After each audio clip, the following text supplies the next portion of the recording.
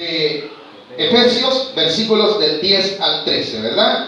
Hemos avanzado 6 capítulos, en donde desde el capítulo 5 en adelante el apóstol Pablo nos ha estado enseñando acerca de cómo ser como hijos de luz, cómo vivir en este mundo, ¿verdad? Nos hablaba acerca de cómo la iglesia tiene una responsabilidad en este mundo. Mientras vivimos, debemos de vivir ya conforme a la vida que da nuestro Dios para los que somos creyentes, ¿verdad? Nos ha seguido enseñando también, hermanos, de que esa responsabilidad que tiene la iglesia de dar testimonio de que Dios es un Dios poderoso y que vive en nuestros corazones, cómo debemos de nosotros vivir dentro del hogar, cómo debemos nosotros como padres educar a nuestros hijos y cómo estas personas que son guiadas por Dios pueden vivir en la sociedad. Se recuerdan que de eso hablamos en la semana anterior, en el capítulo 6, ¿verdad? En el capítulo 5 al final nos hablaba de cómo está conformado el matrimonio, con qué propósito Dios lo formó. También nos decía que de la forma como Dios ama a la iglesia como una esposa, así también decía que nosotros los esposos deberíamos de amar a nuestras mujeres. Nos decía así, ¿verdad? No mujeres, sino nuestra mujer, ¿verdad? No mujeres en general. Era en el sentido de tener aquel amor por nuestra esposa, para que se aclare, ¿verdad? No van a decir a ver cuántas tiene el pastor, ¿verdad? Se refiere en un sentido general. También hablaba, hermano, de cómo la mujer debe de estar sujeta a su esposo, ¿verdad? Para ello el esposo debía amarla. Todo esto lo ha venido enseñando. Después enseña sobre la educación de los hijos, ¿se recuerdan, verdad? Y nos enseñaba esto, que si nosotros, hermanos, como hijos, nos dedicamos a honrar a nuestros padres, decía que este es el único mandamiento que la Biblia decreta que tiene promesa. ¿Y cuál era la promesa? Que Dios añadiría muchos años a nuestra existencia. Eso es para nuestro beneficio. También hablaba, hermano, de que si nosotros somos buenos creyentes en el hogar, ¿cómo seremos en la sociedad? De la misma forma, ¿verdad? Y nos llevaba hasta el trabajo, ¿se recuerdan, verdad? Y para que usted no piense que estoy inventando, leamos de corrido del versículo 1 en adelante. Leído dice así: hijos, obedecedle, Señor, a vuestros padres, porque esto es justo. Honra a tu padre y a tu madre, que es el primer mandamiento con promesa. Dice después, para que te vaya bien y seas de larga vida sobre la tierra. ¿Por qué los hijos deben de honrar a los padres? Para que sean bendecidos aquí en esta tierra. ¿Qué más decía el 4? Y vosotros, padres, no provoquéis a ir a vuestros hijos, sino criadlos en disciplina y amonestación del Señor. La forma de educar al hijo no está prohibiendo la Biblia en ningún momento que usted no castigue a sus hijos, sino que la forma es la que usted debe de tener correcta. Cuando dicen en el versículo, y vosotros padres no provoquéis a ira, ¿qué quiere decir? Que usted no va a ganar con toda su ira a su hijo hasta destruirlo. No es así. Mas sin embargo, sí tiene que corregirlo, sí tiene que amonestarlo, sí tiene que hacerlo. ¿Por qué? Porque esa es la forma como se disciplina en el Señor. Ahí lo dice, la palabra de Dios dice que Dios disciplina al que toma por hijo. ¿Cuántos hijos de Dios sabemos aquí? Entonces Dios no nos va a dejar por alto nuestras desobediencias, nos va a disciplinar, nos va a corregir. De la misma forma como Dios corrige a sus hijos, también Dios quiere que corrijamos a los nuestros. Ahora dice el versículo 5, siervos, obedeced a vuestros amos terrenales con temor y temblor, con sencillez de vuestro corazón, como a Cristo, no sirviendo al ojo como a los que quieren agradar a los hombres, sino como siervos de Cristo, de corazón, haciendo la voluntad de Dios. Ya no está solamente tratando al creyente dentro del hogar. Ya no está hablando de padre, ya no está hablando de esposo, ya no solo está hablando de hijos. Está hablando del creyente ¿a dónde? En el mundo, en la sociedad. ¿Cómo yo me comporto en mi trabajo? Si soy empleado, hermano, debo de estar sujeto a mis empleadores, pero no como para agradarle a ellos solo cuando ellos me ven, sino que mi conducta, aunque ellos no me estén viendo, yo debo de ser honesto. Debo de trabajar honestamente, debo de estar sujeto a ellos. Ah, no, yo soy hijo de Dios y yo hago lo que yo quiero. Eso no es ser creyente. Amén, hermano. Ser creyente es saber que ellos han sido puestos como nuestros amos. Pero no solamente le habla al empleado, sino también, en este caso, al empleador. Aquí habla de siervos porque se recuerda que la Biblia fue escrita en una época en la que existía todavía la esclavitud. Y aunque de alguna manera u otra existe, ya no tal vez con cadenas, ¿verdad? Pero de alguna manera u otra se puede. practica, ¿verdad? Nos enseña la Biblia que también le hablaba a los amos. Si usted ve en el versículo 7 decía, en el 8, dice así: sabiendo que el bien que cada uno hiciere, ese recibirá del Señor, sea siervo, o ¿qué dice? Ya no solamente es para el que está sujeto a autoridad. 9. Y vosotros, ¿qué dice? Como dice, amos, se refiere a los que estaban en autoridad. ¿Cómo deberían de ser ellos? Versículo 9, a hacer con ellos lo mismo, dejando las amenazas, sabiendo que el Señor de ellos y vuestro está en los cielos, y que para Él no hay acepción de personas. Les está hablando tanto a los siervos como a los que están sobre ellos, ¿verdad? Ahora, como se está refiriendo a la iglesia como creyente, como persona individual, del versículo que acabamos de leer, del versículo 10 en adelante, el apóstol va a dar una enseñanza acerca de la necesidad de comprender de que usted no tiene pleito con nadie humano. De que usted y yo no tenemos, mi hermano, pelea contra nuestro prójimo, contra nuestro vecino, ni contra el presidente de la nación, ni el alcalde. No, iglesia, su enemigo tiene nombre. Y eso es lo que el apóstol va a enseñar. ¿Por qué va a hablar de esto el apóstol? Porque él sabe que en la tierra van a haber pruebas. Van a haber dificultades, van a haber problemas. Y esos problemas, hermano, ¿cómo los combatimos? ¿De dónde provienen también esos problemas? ¿Quién los provoca? ¿Y cómo luchamos contra ellos? Por eso el apóstol dedica una parte como que si la iglesia fuese un soldado. ¿Cuántos sabemos que los soldados están preparados para luchar, hermano? ¿Por qué hay ejércitos en las naciones? Porque van a ¿qué? A dos cosas. A defender su nación. Para cuando vengan el ¿qué? Los amigos. Aleluya, los enemigos. Cuando ellos estén atacando, los soldados deben de estar ¿cómo? Preparados. Entonces el apóstol trata a la iglesia como un soldado para que se dé cuenta que van a haber momentos de pelea. Van a haber momentos de lucha. Eso es mentira, amada iglesia, de que aquellos que provocan o predican un evangelio light, ¿verdad? Hermano, venga el evangelio y sus problemas se van a terminar. Eso es mentira, hermano. Jesús le dijo a uno de sus discípulos que Satanás lo había pedido. ¿Para qué le dijo? Para darte aplauso. No, para zarandearlo, darle aplauso. ¿Qué quería decir? Te vas a zarandear. ¿Pero qué dijo el Señor? Pero yo he orado, ¿para qué? Para que no te caiga tu fe. ¿Qué quiere decir eso, hermano? El creyente va a tener pruebas.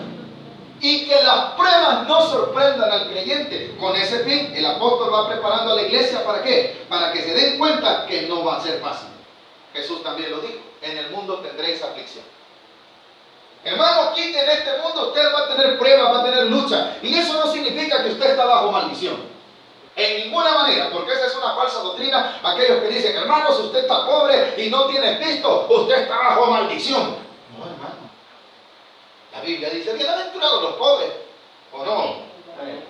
Hermano, si usted está enfermo, usted tiene la maldición del diablo. Hermano, todos nos vamos a enfermar y hasta nos vamos a morir. La única diferencia es que el creyente tiene la esperanza en los cielos, que Cristo será dado. Para esos momentos el apóstol está preparando a la iglesia como un soldado. Y como lo hemos dicho anterior, un soldado debe de saber cuál es su enemigo. Y su enemigo, hermano, no está a la par de usted. Su enemigo no es su mamá, su enemigo no es su hijo, su enemigo no es, hermano, viera que el vecino cuánto problema me da. Hermano, es Satanás mismo que se ha levantado contra usted. Sí, amén. Dice el versículo 10. Por lo demás, refiriéndose, ya tienen claro cómo van a comportarse en la casa, en la sociedad. Ahora les voy a decir algo que les va a pasar personalmente. ¿Qué dice? Hermanos míos, fortaleceos en el Señor y en el poder de sus fuerzas. Las pruebas del creyente, solo hay una forma de cómo las podamos sobrepasar: siendo fortalecidos por el poder de Dios, siendo fortalecidos por el mismo Señor. Cuando dice, ¿por qué le dice fortaleceos? Cuando usted y yo necesitamos la fuerza, cuando vamos a ejercer algo, ¿verdad? Esa fuerza no depende de usted, esa fuerza depende de Dios. Fortalezcámonos en eso. Que las pruebas no nos dirigen, porque hacia eso va el apóstol Pablo a enseñar acerca de la armadura de Dios.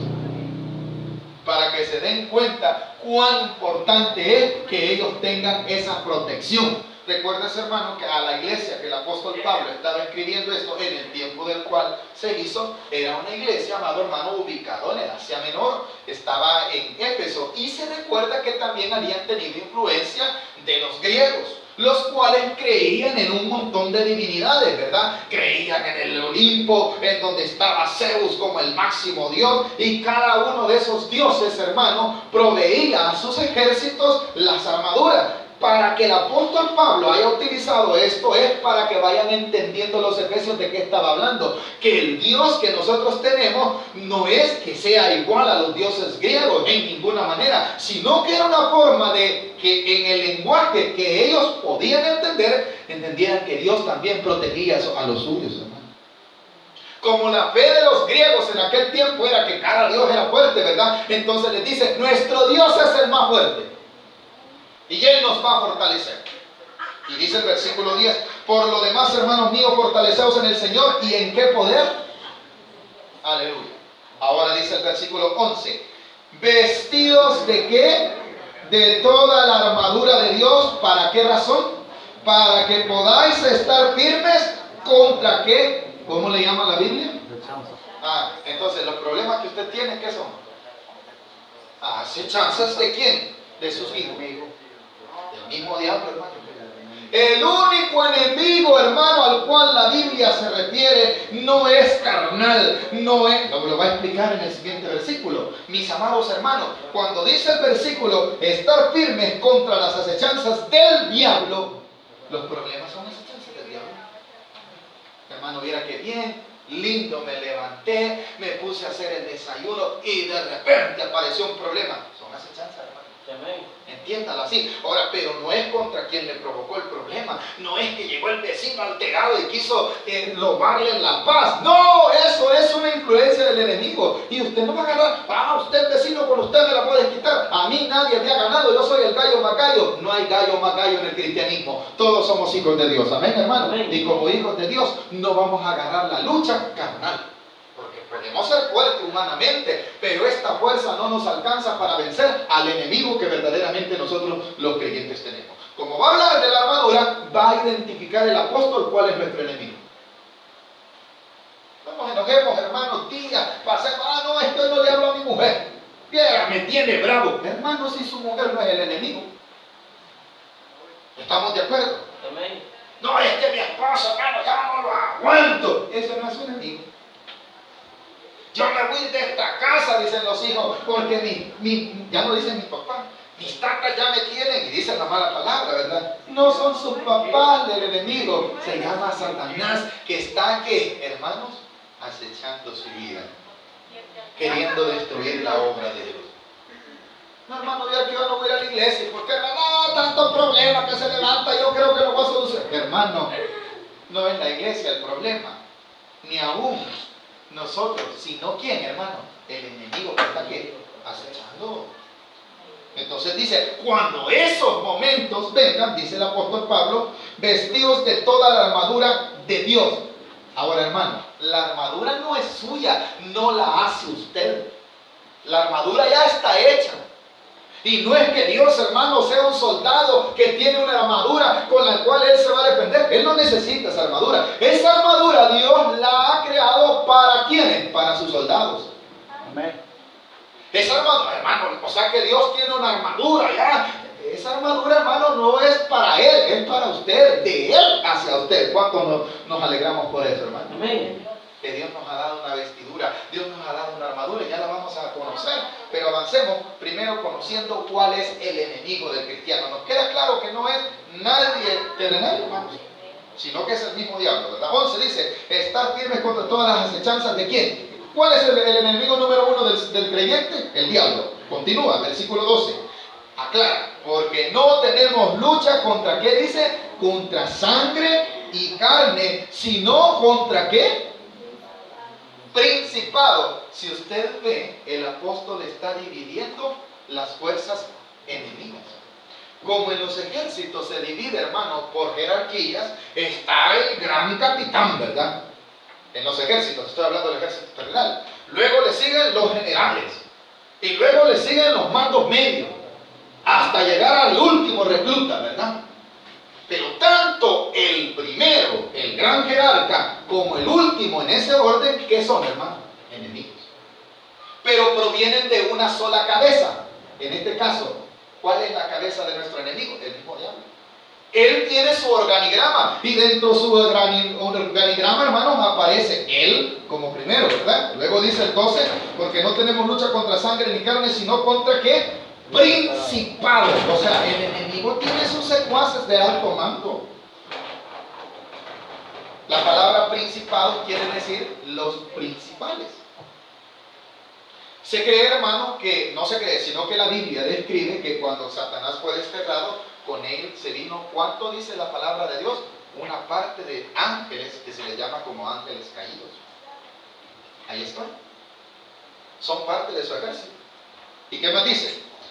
Contra principados, contra potestades, contra los gobernadores de las tinieblas de este siglo. La palabra este siglo se refiere a este mundo. Todo aquello demoníaco, hermano, que tiene influencia en el mundo, contra todo eso es nuestra lucha. ¿Sabe, amado hermano, que a través de los medios de difusión, tanto como la televisión, como el cine, como el periódico, las revistas, o ahora lo que se conoce como el internet, hermano, de alguna manera u otra, el enemigo quiere utilizar eso para influir en la vida del ser humano? ¿Cuántos sabemos eso, iglesia? ¿A través de qué lo hace? A través de lo que dice aquí, los gobernadores de las tinieblas de este siglo. Allá usted ve una película infantil, hermano, y dentro de esa película a veces hay cosas religiosas que no concuerdan conforme a la Biblia. ¿Sabe qué son? Son esas. Oscurantismo. Tinieblas dice, ¿verdad? Brujería. Bueno, hay una película, a veces la hemos visto con nuestros niños, del Rey León, y de repente aparece un brujo dentro de los animalitos, ¿verdad? ¿Qué es eso, hermano? Huestes. Queriendo enseñar algo en contra de la única divinidad, del único poder. ¿Quién es el único poder? El nuestro Dios, ¿verdad, hermano? Todas esas son, ¿de dónde provienen? No provienen solamente de Disney, provienen del mismo enemigo, hermano. Usted, como un creyente, debe de saber enseñarle a sus hijos. Mire, hijo, esa parte, eso es incorrecto. Por eso usted debe de enseñarle el evangelio al cual usted está conociendo a través de su palabra. No vamos a satanizarlo todo tampoco, ¿verdad? Pero este mundo está influenciado por el enemigo. En anuncios, usted ve que anuncian un cigarro, hermano, aparece un hombre, va como que si fuera el más guapo, ¿verdad? Y que no sé qué. ¿Y qué está enseñando, hermano? Cosas humanas. Pero ¿cuál es la influencia? Estas cosas. ¿Está el mundo influenciado por el demonismo? Sí, claro que sí. Los juegos, hermano, que hay en los teléfonos, en esos famosos PlayStation, no sé si así se dice ni pronunciar el juego, pero ustedes me entienden, ¿ven, iglesia? Esos juegos, ¿sabe de qué hablan? De matar. ¿Por qué? Porque quieren sensibilizar al ser humano a que la muerte es algo normal. Usted ve chispear sangre en el juego a alguien, ¡ay, me corté la cabeza! Cuando en la realidad sucede es algo normal. Se dieron cuenta de la noticia de no sé qué, no sé quién fue, pero a un taxista lo agarraron y le dieron una buena paliza, hermano. ¿De qué cree usted que proviene eso? Se equivocó. Si era cristiano, no estoy diciendo que es cristiano, ¿verdad? ¿Cómo agarró la pelea? Carnal. ¿Y por qué? Porque estaba influenciado bajo ¿qué dice la palabra de Dios? Potestades. ¿Qué más dice? En pocas palabras, hermano, el mundo tiene una influencia demoníaca contra esa que usted lucha. Si no ve, usted llega a su casa y están viendo, hermano, cualquier cosa que no glorifica a Dios y usted quiere poner un mensaje, se enoja con usted. Amén, iglesia. Y hasta a nosotros nos sucede. No, déjame que estoy viendo las noticias no son diabólicas, pero sí son diabólicas cuando ahí están enseñando cosas que a veces las noticias le enseñan cosas que no deben de enseñar. Y miren cómo quedó el muerto y aparece la imagen, hermano. Influencia demoníaca. Lo que se quiere exaltar, ¿cuál es? Las cosas malas. Pero ¿de dónde proviene eso? ¿Quién genera todo eso? El diablo y todo el orden que acabamos de ver. No sé si estamos comprendiendo, iglesia. Versículo 12 al final, contra las huestes espirituales de maldad en las regiones celestes. ¿Qué quiere decir? Que estas influencias a veces no se visualizan. ¿Por qué? Porque son demonios que andan en el aire, hermano, que llegan a la vida de las personas. A veces sí, ¿verdad? Se visualizan, a veces no. Vale. Entendiendo nosotros como creyentes cuál es nuestro principal enemigo, el apóstol Pablo les dice, contra esto hay que luchar. Contra esto es su lucha. ¿Cuántos creyentes habemos aquí, iglesia? Amén. Entonces usted y yo vamos a tener lucha. Así es, amén. Qué mala noticia para aquellos. Ay, hermano, yo creí que aquí va a encontrar, aquí encuentra descanso espiritual, descanso de paz espiritual, pero en verdad hay una lucha. Si no, vea, usted quiere leer la Biblia y el enemigo le pone sueño. ¿O no? Usted quiere orar, no, ya, ayer oré, dice usted. ¿Cuántos decimos así? Amén. Tenemos tanto sueño, Señor, concédeme lo mismo de ayer. Usted dirá, algunos yo le voy a poner yo el ejemplo, ¿no? Estoy cansado, Señor, usted ya sabe que necesito. En el nombre de Jesús, aquí está mi mujer y mis hijos. A ver, hermano, la oposición. Esas son las luchas. ¿De dónde dependen, hermano? De las huestes. Cuando nosotros agarramos las luchas terrenalmente, hermano, y no vamos a luchar como la Biblia nos manda, perdemos. Porque humanamente no tenemos la fuerza para combatir al diablo.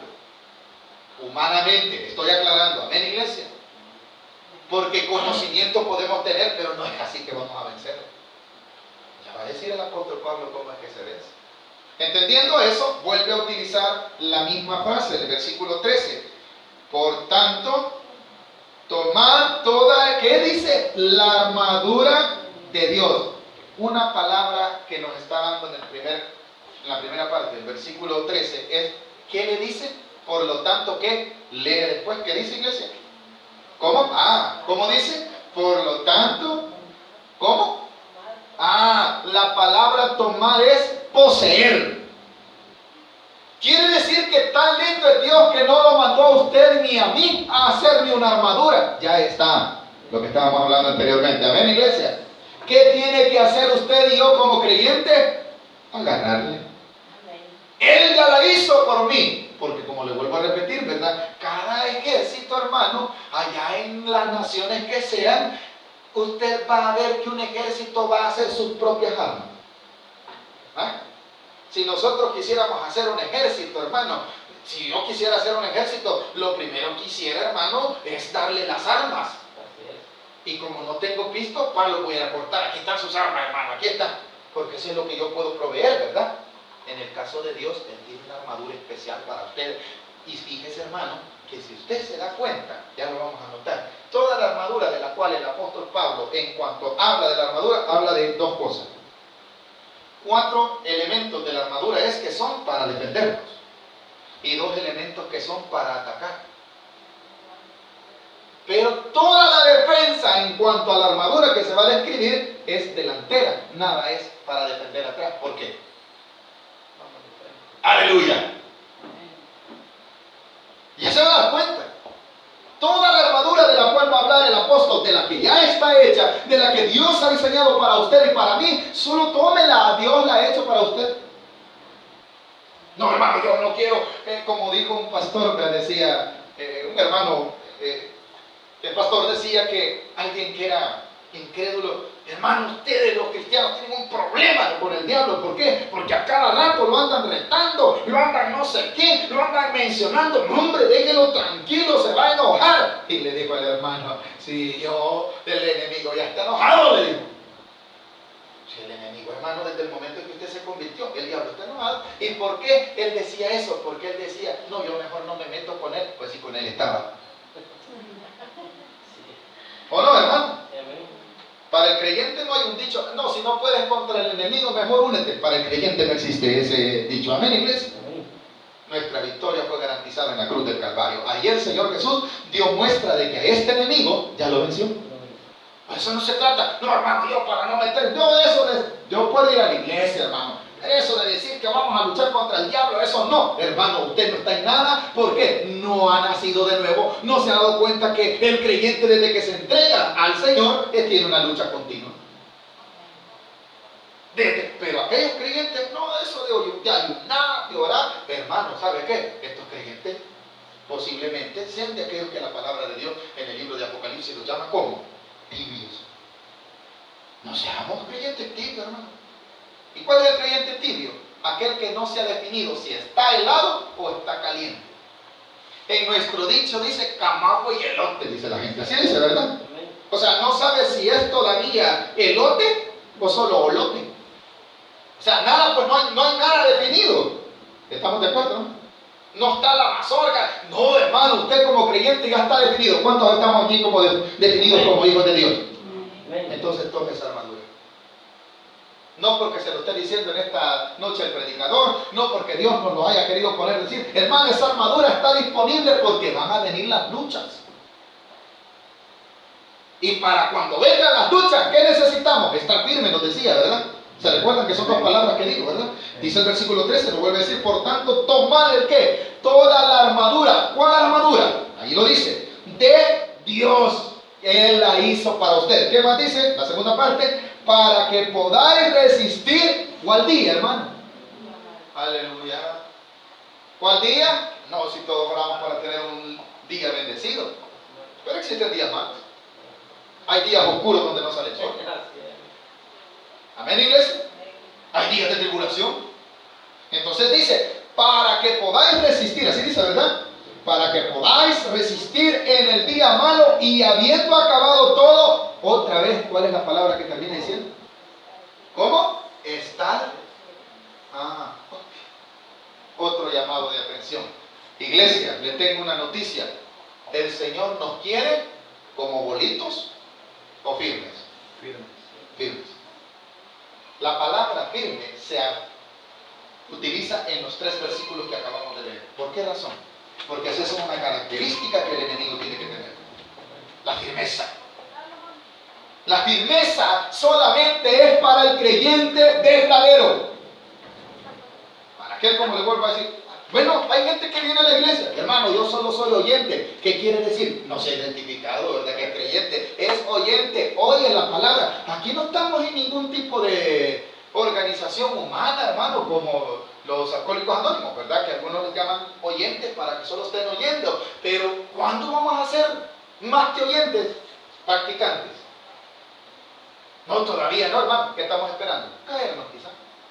¿En qué está puesta nuestra visión? Ay, si un día pues viene el pecado y le hago caso, entonces no estamos pensando en estar firmes. La Biblia nos exhorta en esta tarde a que el creyente debe de ser como un soldado firme. No como un soldado aguado. Los soldados aguados, hermano, no, ni tan siquiera los agarran. Sí, hermano, si cuando están reclutando, mi hermano tiene un problema en la mano. Y este fin de semana nos reunimos y dice que lo quisieron reclutar cuando fue la guerra. Y dice que él, a causa de que como él se quebró la mano jugando fútbol, tiene unas cicatrices donde fue operado y sus huesos están quebrados. Entonces dice que esa era la excusa que él ponía, ¿verdad? Pero él quería ir, dice, pero en realidad su mano no le da para poder estar en el ejército. Y le decían, mire pues las manos. Y le decían los que lo reclutaban, ándate pues, le decían. Porque no servía para ir a la batalla, literalmente en el sentido de combatir en esta tierra. Pero para el cristianismo, aunque usted sea quebrado de un pie, hermano, usted puede combatir en el espíritu. Así es, amén. Porque de eso está hablando. Entonces, hermano, ¿qué quiere decir? Que nosotros debemos, ¿a qué somos llamados? A estar firmes. Amén, Inés. A estar firmes. Entonces dice el versículo 14.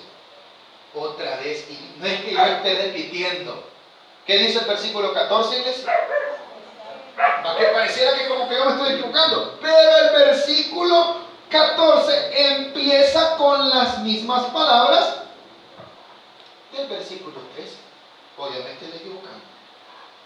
Las mismas palabras. Ahora, ¿cuál es la razón? La última que acabamos de leer es porque cuando venga el día malo y nosotros tengamos la armadura de Dios, solamente así vamos a poder estar firmes. Ahora, en el versículo 14, el estar firmes nos está diciendo cómo. Y aquí viene la armadura. Dice el versículo 14, estad pues firmes, ceñidos vuestros lomos con la verdad. La armadura de un soldado romano en los tiempos de Jesús y en los tiempos del apóstol Pablo consistía en 6 elementos principales. Ya repetimos algunos. 4 eran para defensa y 2 eran para atacar. Y dentro de ello estaba lo que se conoce como el cinto. El cinto que era lo que sostenía toda la armadura. La Biblia enseña que cuando Dios le dijo al pueblo de Israel, allá en Egipto, el día que iban a salir, que ese día iban a comer, pero ceñidos los lomos. Porque ¿qué quería decir? Que estuvieran listos para salir. Bueno, en los varones, ¿verdad? No sé, aquí, pero a veces sin cincho no. Vamos a hablar literalmente, sin cincho no se puede andar como, ¿verdad, hermanitos? Y los que no usan, pues usan un elástico. Y los que no tienen se ponen hasta una pica. Porque si no, ¿qué? Se cae el qué, la simple vestidura que andamos, ¿verdad? Respecto a la armadura, tiene que tener el qué, un buen cinto. Si no ve, hermano, los soldaditos, con respeto, va a pensar que estoy diciendo discriminativamente, ¿verdad? Los soldados, bueno, tenemos un hermano que conoce de eso. El cinto es como el cinto de la mujer, delgadito, ¿o cómo es? Grueso, porque tiene que sostener el uniforme. Pero la armadura se refería, hermano, a aquello como que es una faja, porque todo lo demás pesaba. Entonces el soldadito tenía que estar como bien apretado la parte de los lomos, para que no le pesara lo demás ni sintiera que le estorbara la armadura. Entonces dice el apóstol, ¿cuál es el cinto del cristiano? Tiene nombre. ¿Cómo se llama, hermano? Versículo 14. Estad pues firmes, ceñidos vuestros lomos, ¿con qué? La verdad es nuestro cinto. Y este es un elemento de defensa. Si usted tiene bien ceñida su vestidura y su armadura, hermano, usted está bien defendido. Ahora, ¿cuál es la verdad de la cual se refiere el apóstol Pablo? En el Evangelio de San Juan, capítulo 14, se habla acerca de la verdad. ¿Quién es la verdad? Cristo Jesús. Si usted está fundamentado en Cristo, usted está ¿cómo? En la verdad. Amén, iglesia. Si yo mi fe la he puesto en el Señor Jesús, esa es mi ceñidura, Cristo Jesús. Ahora, dentro de esto también, la verdad se refiere a qué, hermano? A que mi vida ya no vive una mentira. Mi vida vive en la verdad de Dios. Mis actos son conforme a la verdad de Cristo. Mi conducta es conforme a la verdad. ¿Qué está dando eso a mi vida, hermano? Ciñéndome los lomos para el día malo. Si la verdad es Cristo y yo estoy en Cristo y me estoy comportando como cristiano, va a venir el día malo, pero esto me va a ayudar ¿a qué? A defenderme. ¿Estamos entendiendo el primero de los elementos que menciona la palabra de Dios? Segundo elemento. Y vestidos con la coraza de justicia. La coraza se refería, hermano, a aquello que se ponía en el pecho del soldado romano para defenderse la parte frontal del pecho, de esta parte de aquí hasta casi la cintura, porque ahí estaba el cinto. Entonces, esa coraza, hermano, si tiraban una lanza, ¿a dónde caía? Me caía en la coraza, no me llegaba al corazón, no me llegaban los dardos. Esa coraza en la vida del cristiano se llama justicia. ¿Y qué es justicia? Rectitud. Mire, hermano, un creyente que sea fiel, que ande como cristiano, que su vida, hermano, dé frutos dignos de arrepentimiento, la prueba le va a venir, pero nadie le va a decir, por sinvergüenza anda así. ¿Por qué? Porque anda en la verdad, porque sus actos son justos, porque verdaderamente está viviendo como creyente. Entonces esa justicia, ¿verdad? Cuando esté pasando la prueba, ¿le va a ayudar o no? ¿Pero le va a ayudar a qué? A defenderse. Hemos entendido dos elementos ya de la armadura de Dios. Continuemos, versículo 15. Y calzados los pies con el apresto del evangelio de la paz. Recuérdese que el calzado del pie no era solamente, hermano, nosotros ponemos como le llamamos calzado al simple zapato. El calzado de un romano empezaba desde aquí y llegaba, hermano, cubría los dedos y era puro hierro. ¿Y para qué servía? Ay, si un pícaro quería lanzarle los dedos y dejarlo sembrado allí, usted quería, ¿cómo va a poder? Pero para eso tenía el ¿qué? Calzado. Pero cuando dice con el presto del evangelio, está diciendo algo que quiero que esta tarde lo entendamos. ¿Qué dice el versículo 15? Y calzado los pies con el apresto del evangelio de la paz, el anunciar a Jesucristo. ¿Sabe qué está haciendo usted? Calzando sus pies. ¿Está qué? Protegiéndose.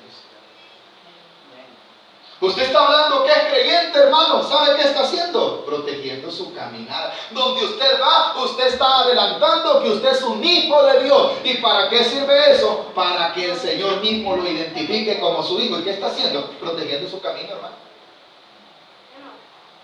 Ay, hermano, pero en estos tiempos, mira, los cristianos siempre los agarran a balazos y los matan. Así, de morir vamos a morir, pero que muramos, hermano, como decía un pastor por ahí, ¿verdad? Con las botas puestas y de cara al sol. Amén, iglesia. Morimos ¿cómo? Luchando. ¿Y qué nos tiene el Señor? La corona de vida, dice la palabra del Señor, ¿verdad? El calzar los pies, mis amaditos hermanos, significaba protegernos. El apresto del Evangelio, ¿qué quiere decir? El andar hablando de Jesucristo, el predicar el Evangelio. Por aquello, no hermano, yo no hablo del Evangelio porque no me puedo la Biblia. No solo se trata de hablar del Evangelio, se trata de dar un buen testimonio. Con ello usted está predicando el Evangelio de la paz. La gente está diciendo, este es cristiano, este vive como cristiano. Viera qué bonito, yo quisiera ser como él, que está anunciando el Evangelio de la paz. ¿Y qué está haciendo? Protegiendo su caminar. ¿Para qué era esto? Para que sus pies estuvieran seguros. ¿Para qué? Para caminar. Usted se identifica como cristiano, usted está calzando sus pies en defensa para el día malo. Amén, iglesia. Cuarto elemento de defensa. 16.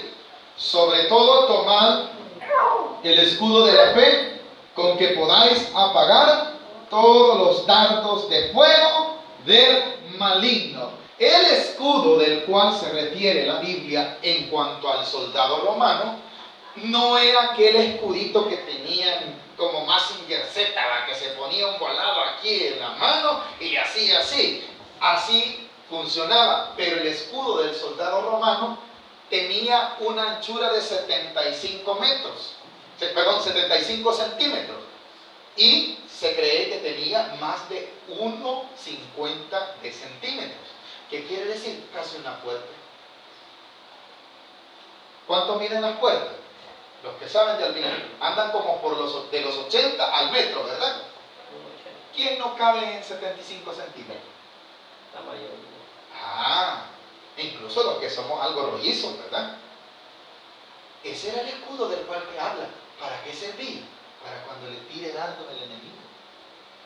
Y en el cristiano, hermano, ¿dónde está ese escudo? Ese escudo lo voy a comprar. ¿A dónde lo vende? No, Dios ya se lo proveyó. Tiene nombre. ¿Cuál es, hermano? La fe. ¿O me estoy equivocando? No. Estoy en el versículo 16, ¿verdad? Amén. ¿Cuál es mi escudo?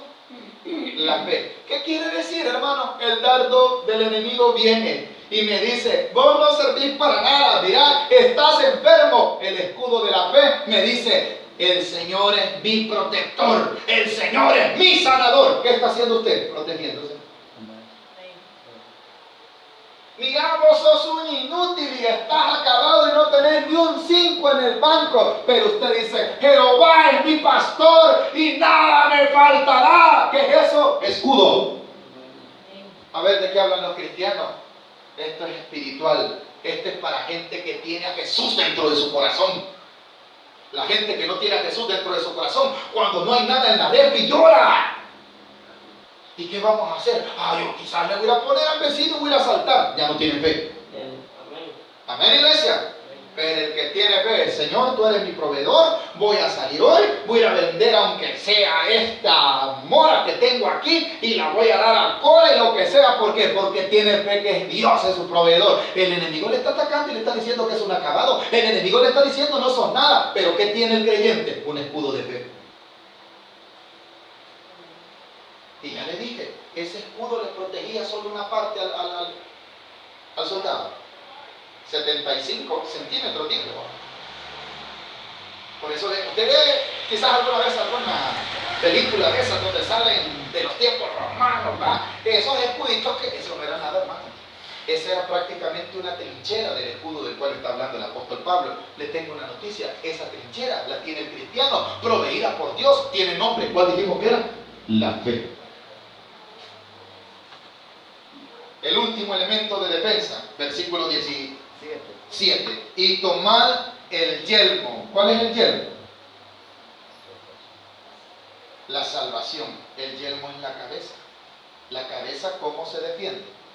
Con un yelmo, ese era el casco.